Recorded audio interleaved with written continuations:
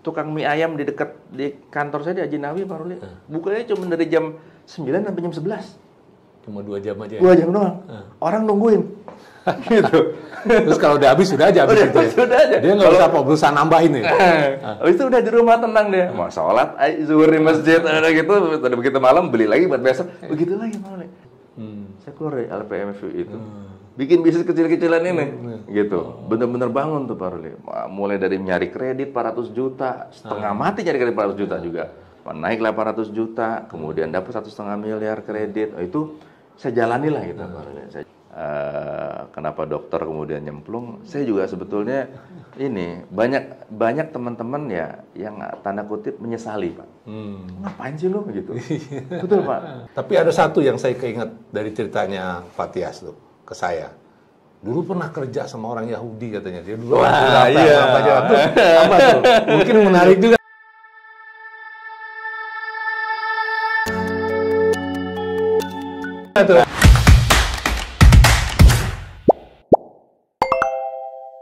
Assalamualaikum warahmatullahi wabarakatuh.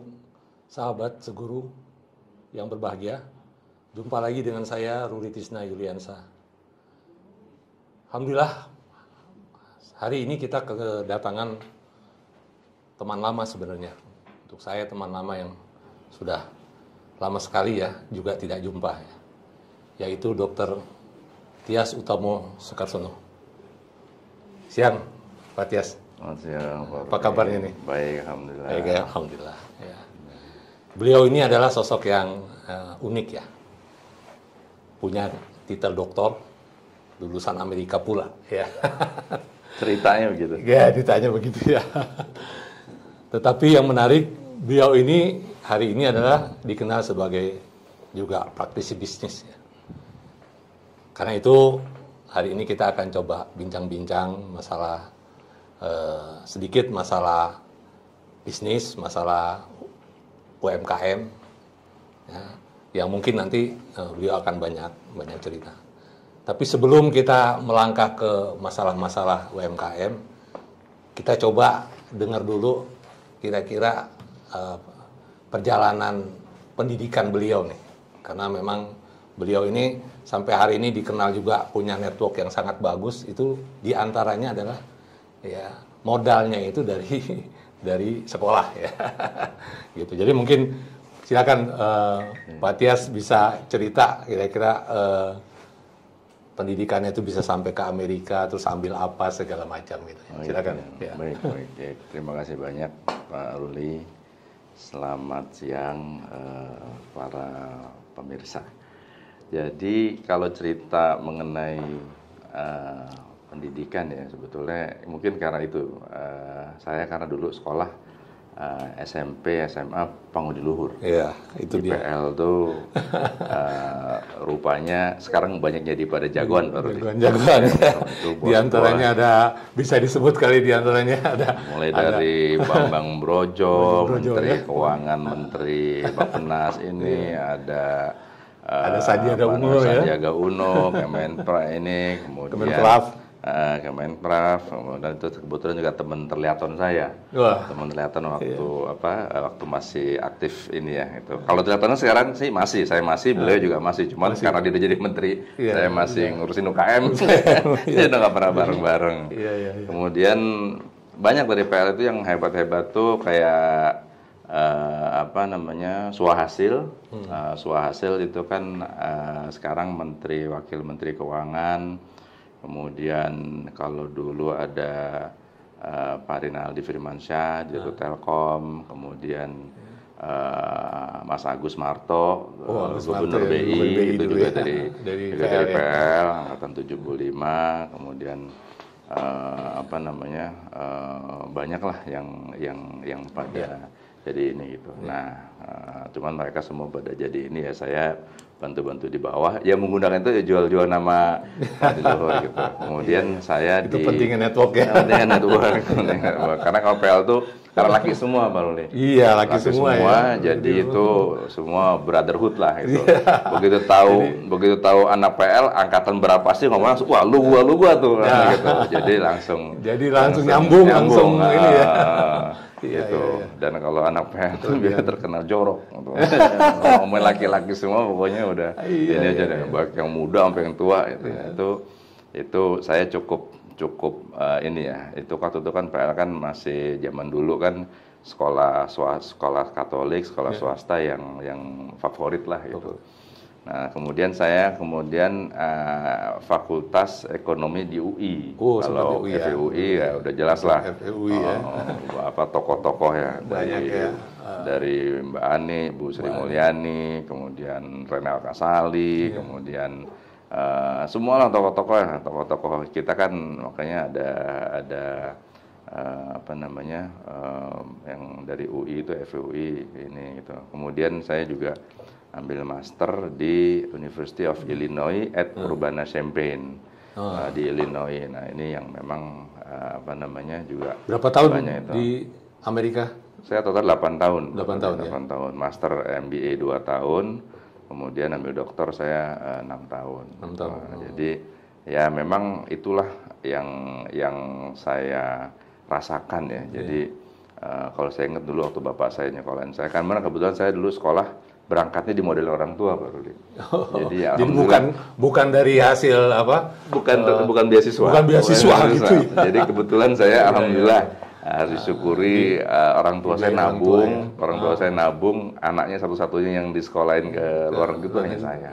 Itu. Jadi itu master tuh saya dibiayain, tapi dokter saya udah kerja sendiri. Jadi saya kerja. Jadi sempat kerja ya di Amerika kerja.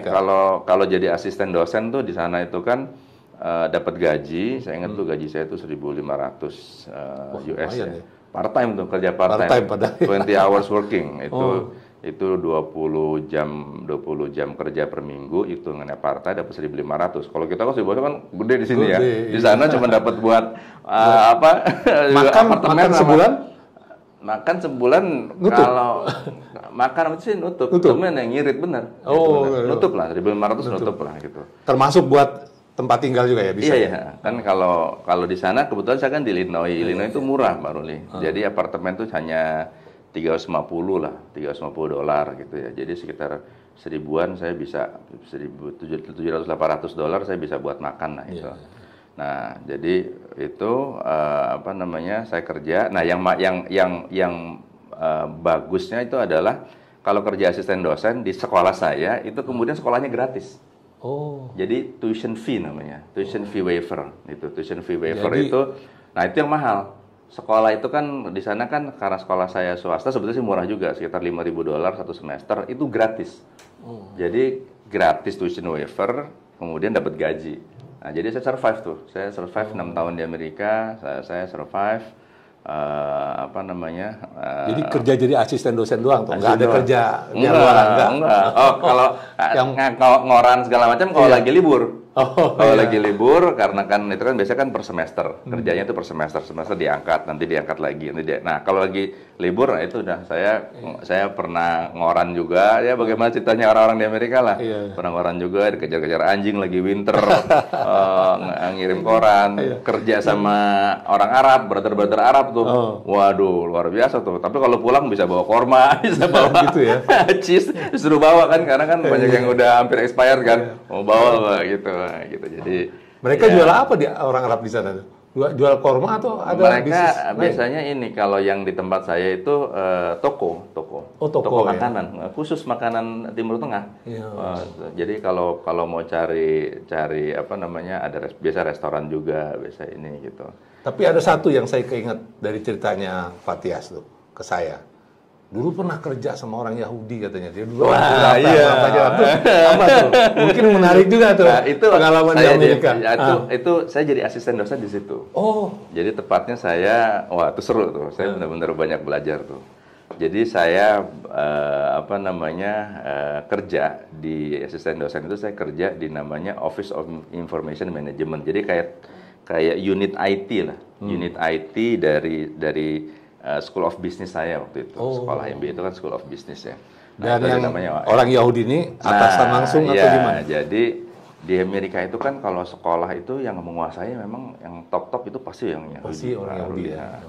Jadi saya kerja, kebetulan kantor saya itu memang memang memang orang kantor itu kantor orang Yahudi semua. Jadi bos saya itu saya ingat namanya Ziritz, namanya Rose Reingold. Kalau orang-orang Yahudi kan semuanya kan namanya kan sehubungan dengan emas, namanya kan gitu ya. Jadi ada namanya Big B, itu benar-benar literally orang Israel Pak tepatnya. Bukan hanya orang Yahudi loh Pak Ruli, tapi orang Israel. Mereka punya KTP, punya paspor, punya paspor Israel, punya paspor Israel. Gitu. Nah, jadi punya 2 keluarga negaraan. Punya 2 keluarga negaraan. Gitu. Amerika kan mengakui boleh gitu ya. Nah, jadi itu saya betul-betul belajar bagaimana mereka itu dalam bernegosiasi Pak Ruli. Wah, itu luar biasa tuh. Jadi kalau kita dengar cerita Palestina kalah negosiasi dengan Yahudi dalam atau Israel negosiasi di mana-mana itu memang mereka luar biasa. Jadi saya pernah ingat betul tuh dalam dan mereka tuh ini ya keras tuh. Dalam itu tuh jadi dan orangnya straight gitu. Bener-bener kalau itu udah bener-bener nggak tadi ngaling-ngaling lah, sikat gitu. Jadi saya ingat bener tuh bos saya tuh saya jadi asrot kan. Jadi jadi bantuin presentasi gitu kan, presentasi mengenai sistem informasi yang baru di kampus.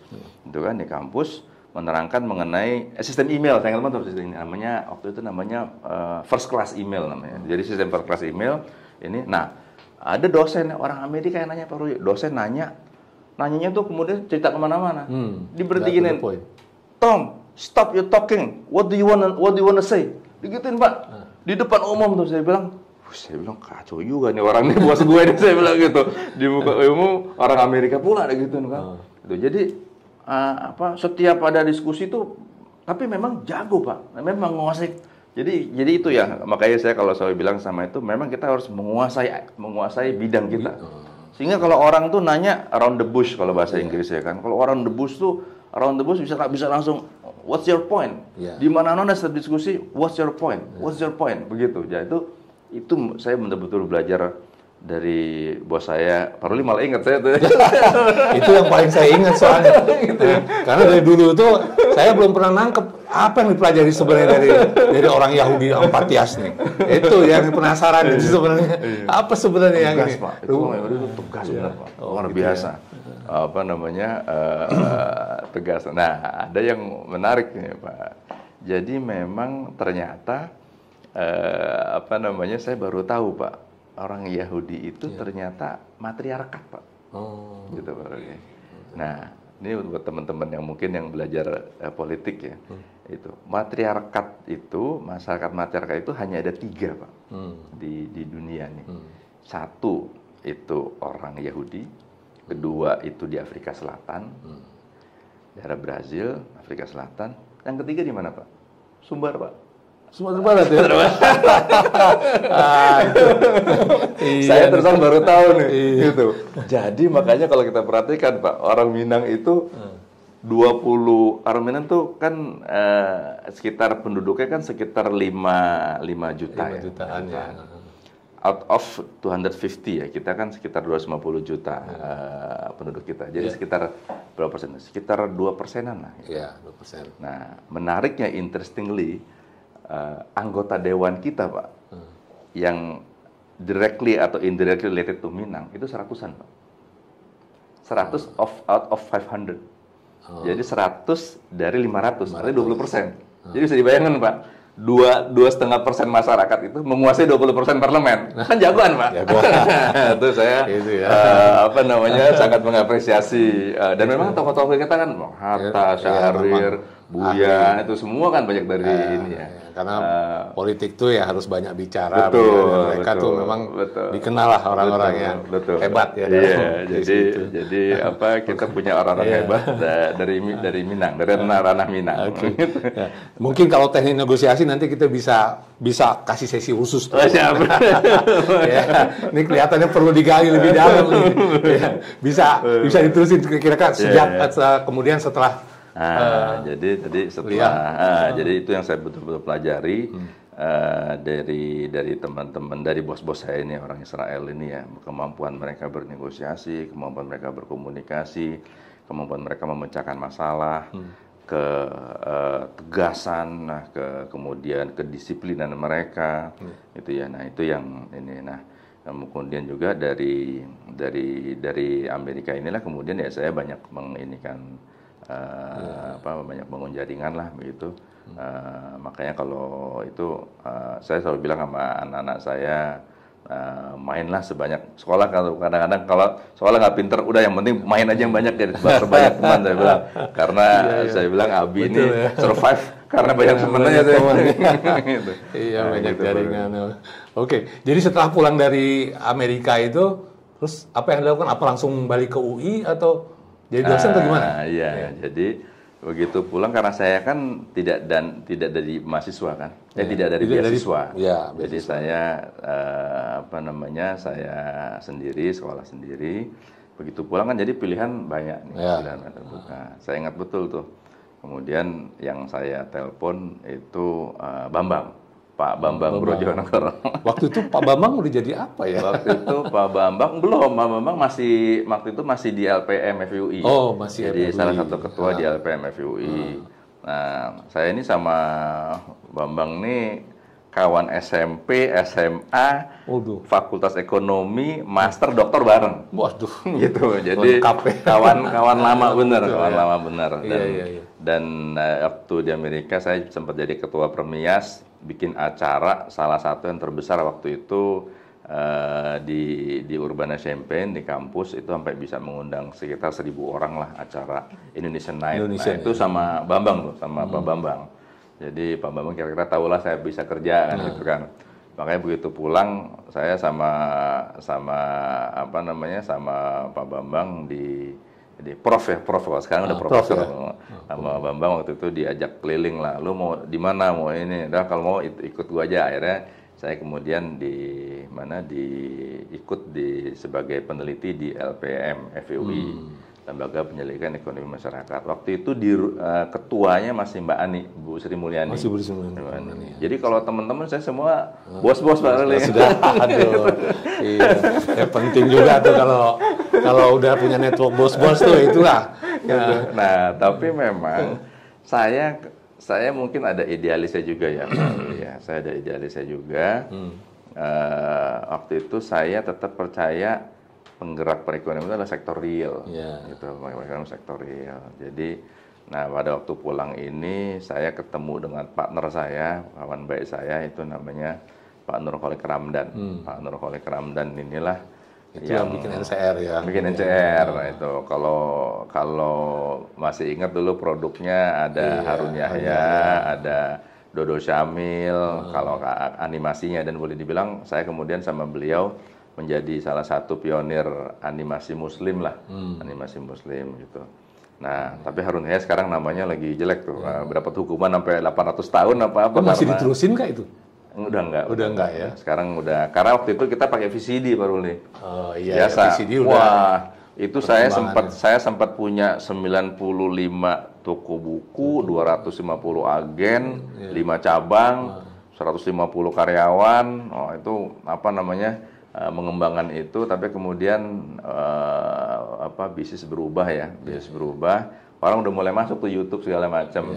Nah, tapi kayaknya teman-teman waktu itu tidak terlalu cepat menanggapi itu. Apa yang terjadi kemudian, kalau saya nggak salah, karena kemudian saya udah nggak begitu terlalu ngikutin lagi, apa yang terjadi, teman-teman nggak switching, gitu. Sehingga kemudian banyak video-video kami itu kemudian menjadi barang umum, jadi diupload orang di mana-mana. Orang-orang mungkin pengen dakwah ya, gitu. Nah, jadi video-video kami waktu itu, nah jadi pada waktu pulang itu, kembali tadi cerita, pada waktu pulang saya kemudian sambil meneliti, kemudian sambil meneliti dan menjadi pembicara kalau bicara dalam konteks penelitian ya. Itu, nah saya bikin usaha NCR itu, Pak Ruli, bikin usaha. Tapi di UI kan ngajar juga kan? UI ngajar. Dia kan di LPM itu kan FUI. Jadi sambil meneliti saya ngajar, terus saya bikin bisnis kecil-kecilan sama Pak Nur nih, Pak Nur. Nah, tahun 2000 kan 2001 sampai 2003, 2004 Pak Nurholik waktu itu bilang, wah ini semakin besar nih bisnisnya gitu, semakin besar bisnisnya. Nah, saya juga kemudian entah gimana merasa, aduh, ini dunia apa ya? Ini kurang menantang buat saya, kurang menantang. Jadi walaupun istilahnya secara pendapatan oke lah gitu ya, apalagi istilahnya lulusan doktor itu banyak diundang kemana-mana, kemudian sebagai pembicara gitu ya. Cuman kayaknya nggak ini Pak Ruli. Kalau ngomong kan bicara mengenai, wah kita harus meningkatkan perekonomian, cuman kita nggak pernah ngerjain. Nah itu saya ngomongnya kurang plong, gitu. Betul. Jadi apa namanya, harusnya sektor real begini. Teori aja jadi salah, nggak pernah praktek ya, kurang menjiwai ya. Kurang menjiwai kan gitu kan. Nah jadi kemudian apa namanya, makanya kemudian tahun 2004 saya resign dari LPM FUI. Saya resign dari LPM FUI. Itu yang saya pengen tanya tadinya itu. Bisa kemudian dari akademisi yang dikenal ya dengan gelar doktor ini, kenapa jadi kecemplung ke bisnis gitu? Kira-kira itu. Jadi saya boleh dibilang menjadi wirausaha itu by pilihan, by choice. By choice. Kan orang kan banyak cerita kan menjadi wirausaha itu nggak ada pilihan, ya udah kan gitu, dagang. Orang kerja di mana-mana nggak terima kan gitu ya, main dagang kan gitu ya. Apa namanya? Nah kalau saya enggak Pak Ruli. Jadi saya ingat benar tuh waktu itu anak saya masih 4. Saya begitu. Emang sekarang berapa anaknya? Saya dari dulu 6 udah berhenti aja di 6 gitu. Ini baru udah masih 4 lah. Sekarang pasti udah. Habis itu masih lahir lagi 2. Sekarang udah 10 kali ya. Nah, jadi apa namanya? Itu 4, saya tanya sama istri saya waktu itu, saya tanya sama Ira, saya bilang itu, kira-kira apa namanya, sebulan perlu berapa? Gitu. Waktu itu kan tahun 2001 ya. Gitu. Kemudian Ira bilang, ya saya juga udah lupa tuh angkanya, 4 juta apa 6 juta? 6 juta lah. 2001 tapi itu. 2001 ya. Bukan sekarang. Kalau sekarang 4 juta, waduh. Pusing kan itu, masih pusing kan. Gitu. 6 juta cukup lah gitu. 6 juta ya bener ya, udah jangan minta lebih ya gitu. Itu Pak Ruli. Padahal waktu itu saya sebagai peneliti ya, sebagai peneliti dengan proyek, dengan dipanggil Bappenas, dipanggil BI gitu ya. Saya itu waktu itu aja ya, itu bisa 20 sampai 25-an. Gitu. 20 sampai 25-an. 6 juta ya, bener ya, 6 juta ya. Gitu tuh Ira tuh yang bener. Lebih banyak nih. Gitu kan. Masih lebih banyak gitu. Nah, 6 juta itu kemudian saya hitung-hitung nih bisnis yang kecil ini Pak Ruli, gitu sama Nurholik kan. Bisa nggak nih kira-kira aku 6 juta per bulan gitu. Nah, itulah ya tuh hebatnya Pak Nur ya, atau hebatnya Nurholik ini, saya anggap guru saya lah kalau Nurholik ini. Nah, dia bilang, "Bisa Pak Ud," gitu. Kita ini udah akhirnya saya putusin, saya keluar Pak Ruli. Saya keluar dari LPM FUI itu. Bikin bisnis kecil-kecilan ini gitu. Bener-bener bangun tuh Pak Ruli, bener-bener bangun.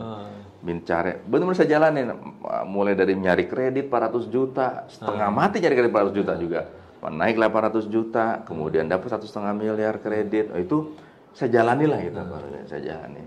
Nah itu jadi itulah kemudian kalau tadi dibilang apa namanya, dibilang kenapa dokter kemudian nyemplung, saya juga sebetulnya ini banyak teman-teman ya yang tanda kutip menyesali Pak.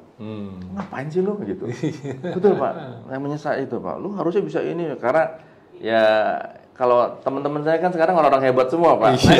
Gitu ya, itu tadi yang ceritain kan, Bambang, Sandi kan gitu ya.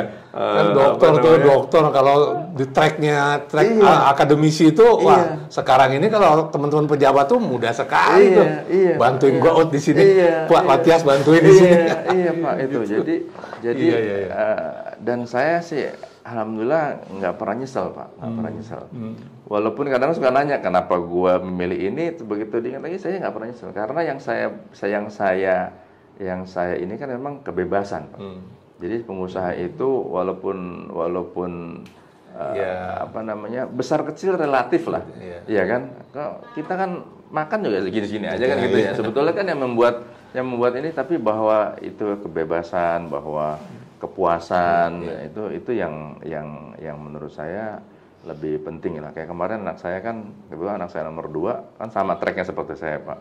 Itu apa namanya Ja'far ya, itu dia nanya waktu itu, dia lulus dari FIUI gitu kan, dia bilang, Bi, Ja'far mau jadi apa ya? Saya bilang terserah Ja'far, saya bilang begitu. Ja'far tahu teman-teman Abi itu semua jadi ini, ada yang di bidang finance, ada yang jadi profesional, ada yang jadi ini atau seperti Abi begini, saya bilang begitu. Apa namanya, banyak di rumah gitu. Tapi banyak duit gitu. Banyak duit sih enggak, cukup lah. Kalau mau makan di mall bisa kan gitu ya. Kalau mau apa namanya, pokoknya cukup lah gitu. Karena at the end of story, apalagi udah umur kita ya Pak Ruli ya, teman-teman kan udah banyak yang nggak ada ya. Gitu. Cukup lah, menurut saya cukup itu jauh lebih penting daripada apa namanya, kaya ya.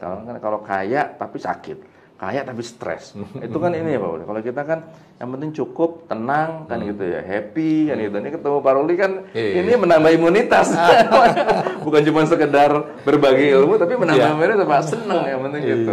Kalau ibu saya bilang nyambut gawe sing kowe seneng le, kerja yang nggak mau seneng, ntar duitnya datang sendiri. Gitu Pak. Jadi itulah kira-kira kenapa saya memilih untuk mengembangkan UKM ya, mengembangkan bisnis sendiri, dan kemudian akhirnya ya Pak Ruli lah nyemplungin lah jadi ngurusin JPMI itu. Iya.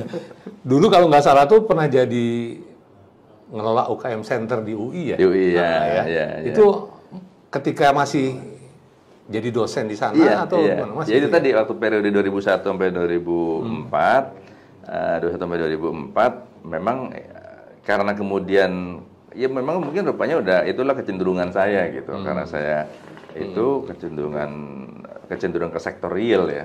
Kecenderungan ke sektor real, sehingga saya pun kemudian penelitian saya banyak mengenai UKM gitu. Kemudian saya waktu itu kan ketuanya Mbak Ani sama Bambang, Mbak Lala, itu kemudian dibikinlah cikal bakar unit baru. Itu saya akan namakan UKM Center, bahasa Inggrisnya SMEC, Small Medium Enterprise Center, FIUI, LPM FIUI gitu. Nah, itu di bawah LPM. Di bawah LPM. Habis itu kemudian itu saya benar-benar saya bikin konsepnya, saya apa namanya? Saya desain lah gitu. Saya desain, kemudian biasa kalau LPM kan kemudian kita mencari mencari kerjaan yang semua penelitian dengan UKM ya gitu ya.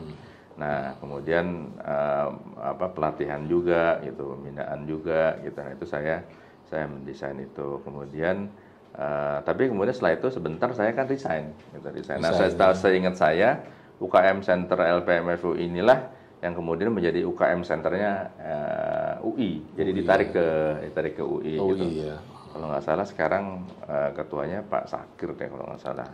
Ini junior saya gitu, Dr. Sakir. Jadi apa namanya, betul Pak, saya dulu pernah bikin itu. Nah, itu pengalaman di situ tuh apa yang kesimpulannya Pak Tias ya, yang kira-kira bisa diiniin terhadap UKM kita ini. UKM kita itu kan ya relatif sulit ya, agak berkembangnya itu ya, banyak handicap, banyak apa. Menurut Pak Tias berdasarkan pengalaman ya mengelola UKM Center, juga menggarap penelitian terkait dengan itu, kira-kira emang problem itu kita apa sih sebenarnya? Padahal UKM itu kan kita kenal sekarang ini sebagai salah satu pilar ya yang paling kuat ya. Dia kalau ekonomi kita ambruk ya, tapi UKM ini masih berjalan, yaitu ekonomi masih bisa diharapkan lah. Itu apa kira-kira Pak Tias? Kalau saya sih melihat UKM itu permasalahannya semuanya masalah kalau saya lihat Pak Ruli. Jadi semuanya masalah. Yang paling besar sebetulnya permasalahan itu adalah di kapasitas ya, dari kemampuan. Jadi apa namanya? Karena itu juga menunjukkan sebetulnya sunatullahnya kan begini. Kalau memang seseorang itu hanya mampu berjualan bakso, dikasih modal berapapun Misalnya tiba-tiba dia jualan bakso modal 5 juta. Dari 5 juta ini kemudian dia bisa mendapatkan penghasilan let's say 1,5 juta, 2 juta sebulan. Kemudian tiba-tiba bisa nggak kamu saya kasih 50 juta ngembangin? Belum tentu bisa juga Pak Ruli.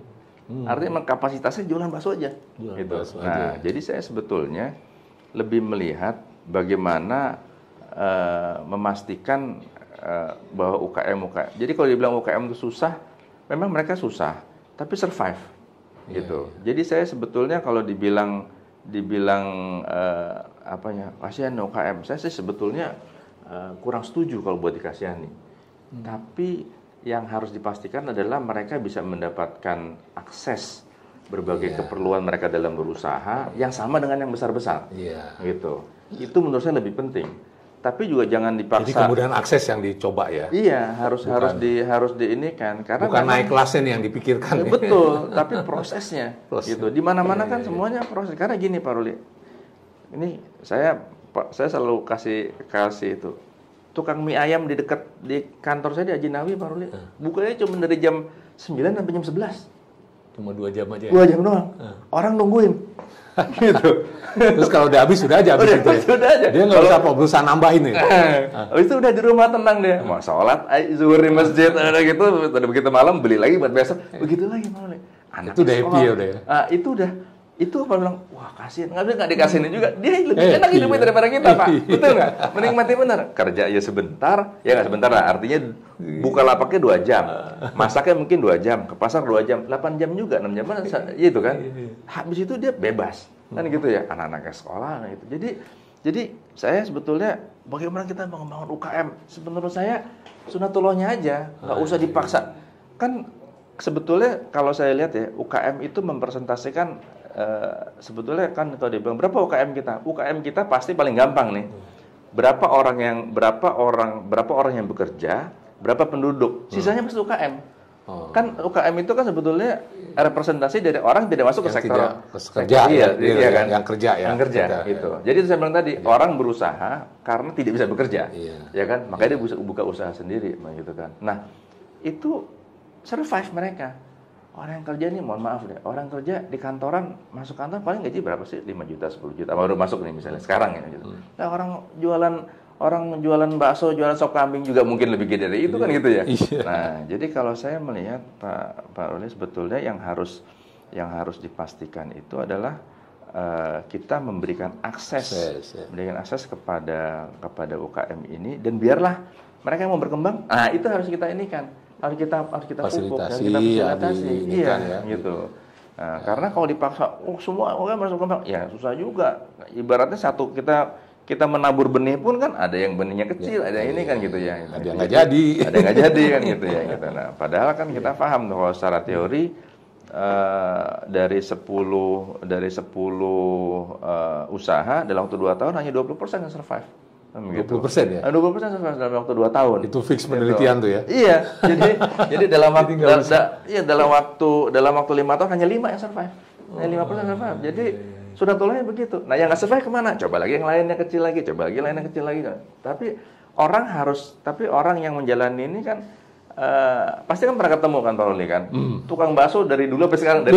Itu yang mindset saya tuh, saya ngelihat kalau orang dari dulu jualan tahu sampai saya setua ini masih jualan tahu juga gitu.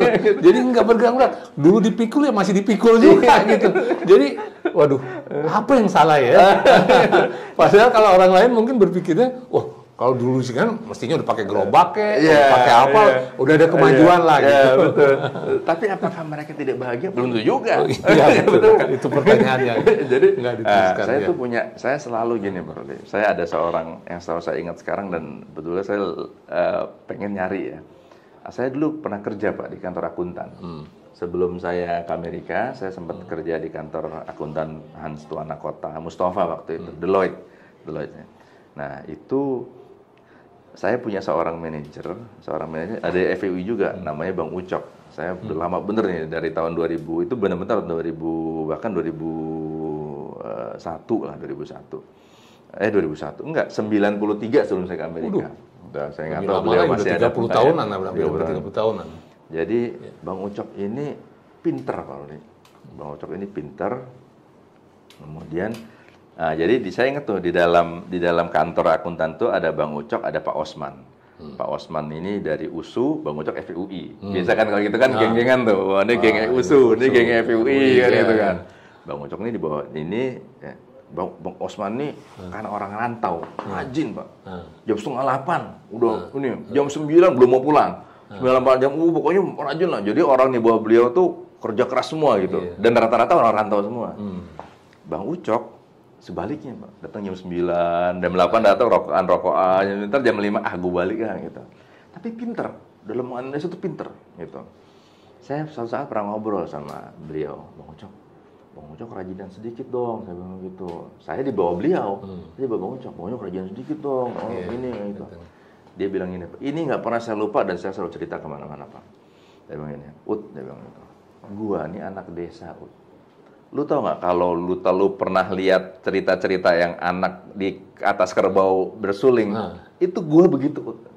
Waktu kecil, cita-cita gue tuh gue ngeliatin orang sekolah itu gue cuma pengen sekolah, cita-cita gue. Terus gue ngeliat ada orang dulu kalau misalnya ada mahasiswa pulang kampung udah lulus itu gue denger dia sarjana. Cita-cita gue cuma jadi sarjana, dia bilang gitu. Jadi gue sekarang jadi manajer. Gue punya mobil, gue punya kerjaan tetap, gue hidup di Jakarta, punya rumah, punya bini, itu gue udah lebih dari cukup. Gitu. Iya. Apalagi gue cari buat gitu. Wah itu saya, ini Pak Ruli, saya benar-benar tersentak lagi. Kita masih muda, masih masih kepengen cita-cita besar macam. Wah ternyata hidup itu ini ya kebahagiaan itu ternyata lebih penting. Seseorang punya ekspektasi. Jadi kita nggak pernah kemudian jangan menjudge seseorang itu tadi tukang tahu lah, tukang bakso lah, ini gitu. Jadi mereka mungkin lebih tenang dan lebih happy, ibadah cukup, anak-anak ini yang gitu ya. Cuman memang secara duniawi, secara kasat mata UKM kan begitu ya.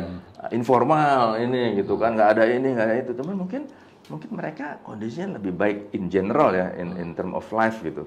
Nah itu saya yang nah fungsi kita ini sebagai pemimpin UKM ini adalah memastikan mereka itu survive, mendapatkan kehidupan yang nyaman itu, dan yang mau berkembang harus bisa berkembang gitu. Nah sekarang kenapa? Karena kan di level ini kan semua nanti begitu naik kan persaingan semakin tinggi.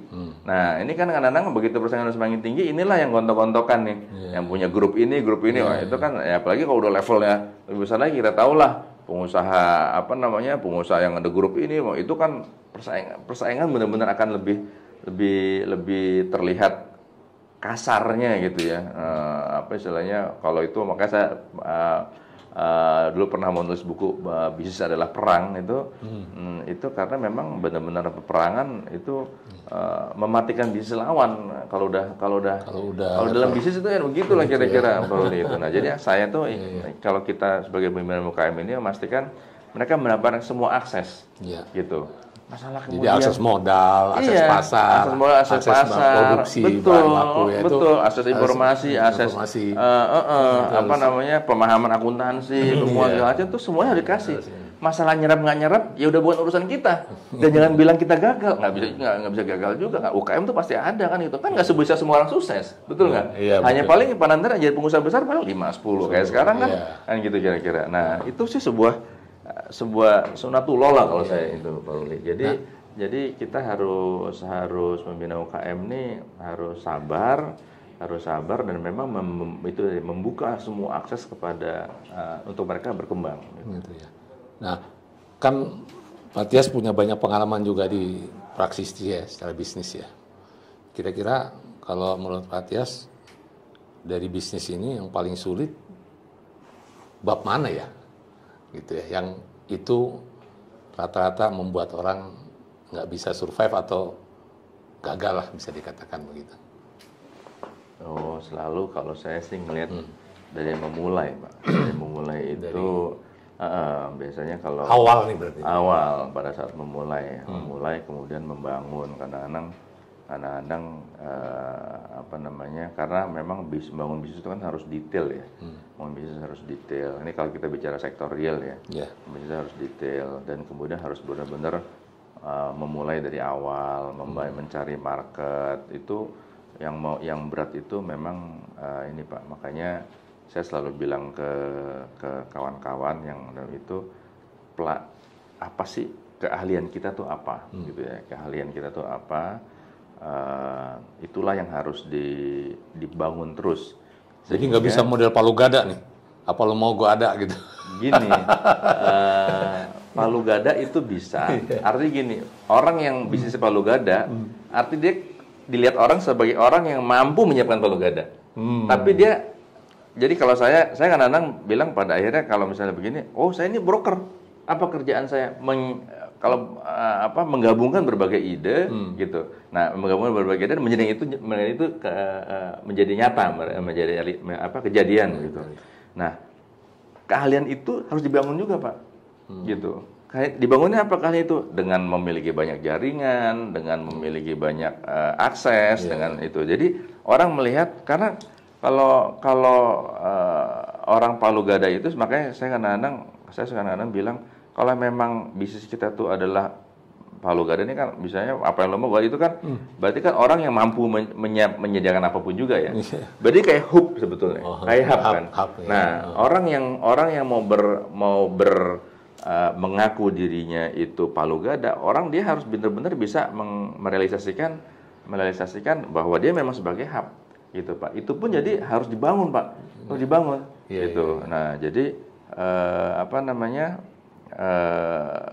saya bilang makanya yang paling sulit itu adalah membangun kompetensi, kemudian setelah itu istiqomah Pak di dalamnya Pak. Karena coba kayak misalnya kita kalau kita bicara global ya, pada waktu keluarga Sampurna menjual rokoknya ya, gitu ya, ke Philip Morris ya. Kan itu kan bisnis utama, kan begitu ya, bisnis utama itu kan dijual. Apakah mereka kemudian habis itu nggak punya bisnis lagi? Kan tetap punya bisnis lagi. Karena skillnya Pak ya ini kan Pak. Jadi menurut saya itulah yang mungkin kalau zaman dulu bahasanya sekolah itu penting kan gitu ya kira-kira. Nah dalam bisnis itu begitu juga. Skill orang mencari kita tuh karena apa? Itu yang lebih penting Pak. Begitu. Jadi itu yang menurut saya paling susah dibangun. Ini. Nah, tapi saya punya clue Pak. Kalau punya clue, bagaimana tipsnya ya itu? Saya selalu kembali seperti yang ibu saya bilang itu, nyambut gawe sing kowe seneng le. Gitu. Apa yang kamu senangi? Dan ini kan almarhum siapa? Bob Sadino kan, itu salah satu guru kita, guru saya kan. Agak gitu. nyentrik juga ya. Nyentrik kan, gitu kan. Beliau cerita karena kesenangannya beliau dengan ayam kan gitu ya, dengan ayam. Jadi kerja keras nggak terasa seperti kerja. Gitu. Nah, jadi kalau bisnis itu kan paling susah itu kan kerja kerasnya. Orang kan ngelihat yang udah berhasil nih, wah kayaknya santai kemana. Padahal berarti kalau bahasa anak sekarang tuh passion ya. Jadi saya sudah passionnya nih. Iya, ya, passionnya dia ya, pasti akan ini. Nah, satu hal nih Pak Ut yang juga kita pengen tahu juga dari pengalaman hidup Pak Tias ya. Jadi pernah nggak ngalamin kegagalan dalam bisnis itu? Itu kan biasanya tuh bab yang wajib itu. Iya, Pak. Saya kalau cerita kegagalan, banyak kan gagal daripada berhasil ya.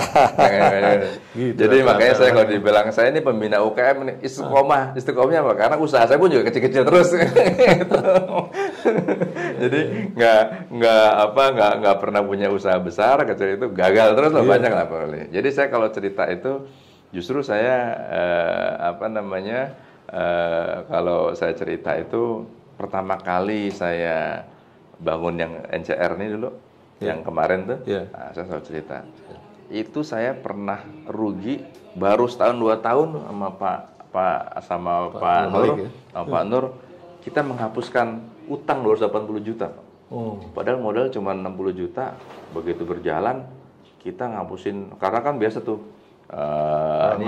Orang ngambil kan, ngambil jualin, terus uangnya kagak balik. Aduh, saya kan gitu tuh 80 juta ini, padahal nih karena kita jualan visi di bisnis Muslim, ini satu-satu juga. Jadi kalau udah dagang mau ustadz mau apa sampai perilakunya ada pakai juga kita mau nagih ya. Gitu. Akhirnya kita hapuskan Pak. 280 juta Pak. Jadi kerugian.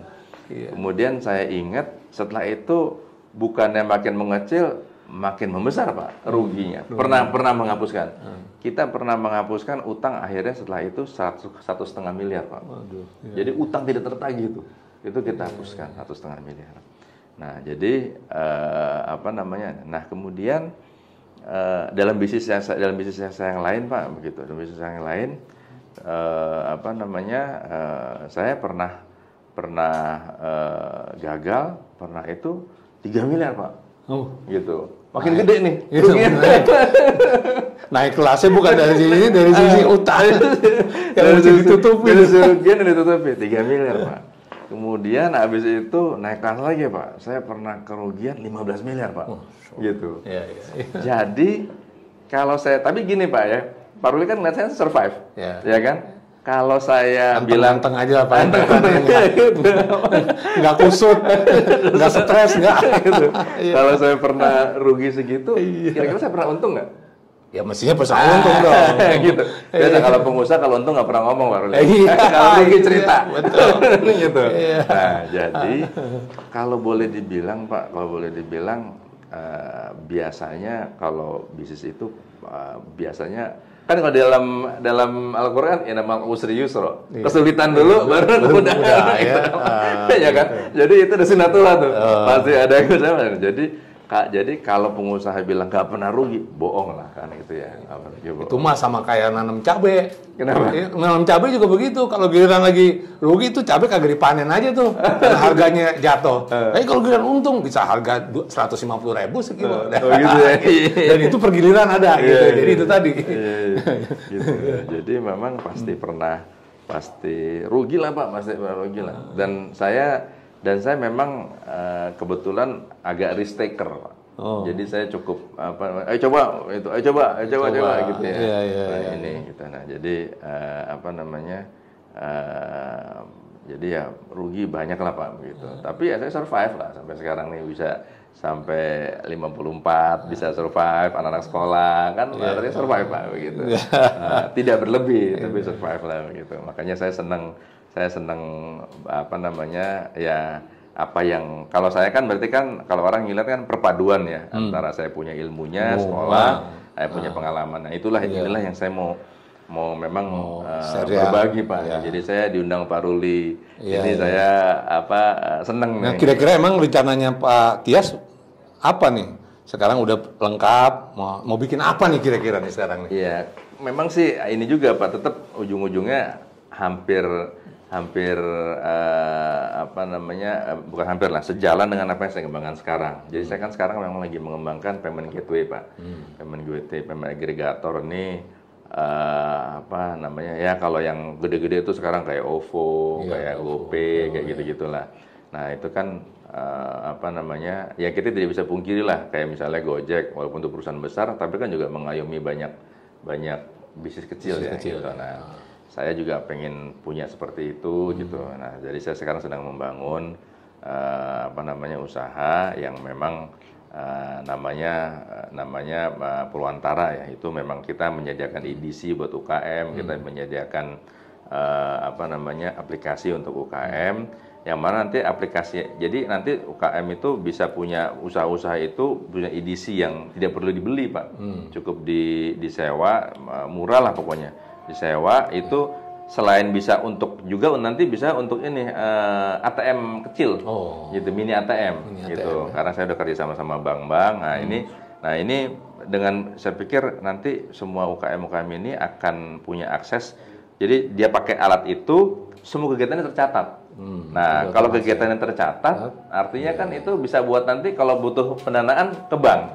Kan bank jadinya gampang. Kan gitu Pak. Kan sekarang kan ya padahal kalau orang warungan kan sekarang kan semuanya kan wah ini keluar ini nggak ada pencatatan kan. Salah satu kesulitan usaha kecil tuh itu. Betul. Nyatet. Nah, ini jadi dengan pakai EDC kami kan gitu ya, namanya EDC kami dengan pakai aplikasi kami, dia jadi dengan sendirinya tercatat lah gitu. Cukup tercatat transaksinya, nggak perlu kemudian wah ini akun ini kan kalau UKM mana nggak perlu kan, yang penting ada istilahnya mana coba rekening korannya kan gitu. Nah, kan benar nggak sekarang kan. Nah, kita kemudian menggabungkan antara dengan adanya kami ini membuat track record semua UKM-UKM ini sehingga nanti kalau diperlukan mereka bisa langsung ke bank, bisa langsung gitu. Jadi itu sejalan dengan itu Pak. Tapi memang saya juga sekarang lagi kebetulan baru kemarin dapat kabar diminta bantu untuk mengkonsep kebijakan-kebijakan di Kemenkop UKM gitu. Nah, kemudian ya mungkin saya juga mau bantu-bantu lagi teman-teman yang di JPMI dulu Pak. Oh, JPMI ya. Ini dulu kan kita bersama-sama membangun JPMI. Nah, itu jadi memang kira-kira itu yang saya pengen ini Pak, saya pengen sumbangsihkan lah. Itu kita punya kontribusi ke pengembangan. Ini kita udah di akhir obrolan kita nih. Saya minta mungkin Pak Ud punya pesan-pesan apa nih sama sahabat-sahabat Seguru ya, atau teman-teman anak-anak muda yang baru mulai membangun usaha atau apa. Silakan mungkin ada pesan-pesan. Kalau pesan-pesan sih mungkin itu tadi yang pertama adalah kalau saya selalu sampaikan ke anak-anak saya itu tentukan pilihan dan jangan menyesal. Apapun pilihan kita, ya, apapun pilihan kita jangan menyesali, gitu. Sehingga kita bisa istiqomah dalam menentukan apa yang menentukan apa yang sudah kita putuskan. Kemudian harus bekerja keras Pak, nggak bisa kita tuh tidak bekerja keras. Kalau bahasa Inggrisnya no pain no gain kan gitu ya, no pain no gain. Dan kemudian yang saya juga sangat sarankan untuk kawan-kawan semua, bangun jaringan, perbanyak teman. Satu musuh terlalu banyak dibandingkan dengan 1000 teman. Jadi jangan cari musuh lah. Cari teman sebanyak-banyaknya, main sebanyak-banyak. Kalau bukan anak nih, mainlah sebanyak-banyak ini. Nah, kemudian tapi juga kalau saya sih selalu ini bahwa sebaik-baiknya orang itu yang bisa memberi manfaat kepada orang lain. Jadi juga harus memikirkan apa yang bisa kita bangun, apa yang kita bisa upayakan. Jadi jangan anggap semuanya itu hanya bisnis ya gitu ya. Bahwa kalau kembali lagi kata ibu saya tadi, kalau kerja senang maka rezeki datang sendiri kan gitu ya. Karena dalam Islam kan gitu, silaturahim itu membawa rezeki ya Pak Ruli ya gitu ya. Jadi uang ada pepatah money is not everything but everything is money. Jadi uang bukan segalanya, tapi memang apa-apa perlu uang gitu. Tapi bukan artinya uang itu segalanya gitu Pak Ruli. Jadi harus pandai menempatkan posisi bagaimana nih posisi kita dalam kehidupan agar semuanya lebih seimbang lah gitu kira-kira. Karena pada akhirnya kebahagiaan itu bukan tempat tidur mahal yang bikin kita tidur nyenyak. Saya selalu bilang sama anak-anak kalau dulu kan tukang yang lagi tidur di pinggir jalan tuh kalau pules tidurnya kan. Itu lebih mahal saya bilang itu daripada kita punya tempat tidur mahal tapi nggak bisa tidur nyenyak gitu ya. Kita kira-kira itu sih Pak Alex. Oke, terima kasih Pak Tias. Terima kasih obrolan kita siang hari ini ya. Bisa bermanfaat. Sahabat Seguru, sampai jumpa lagi di episode yang lainnya. Assalamualaikum warahmatullahi wabarakatuh. Waalaikumsalam warahmatullahi wabarakatuh.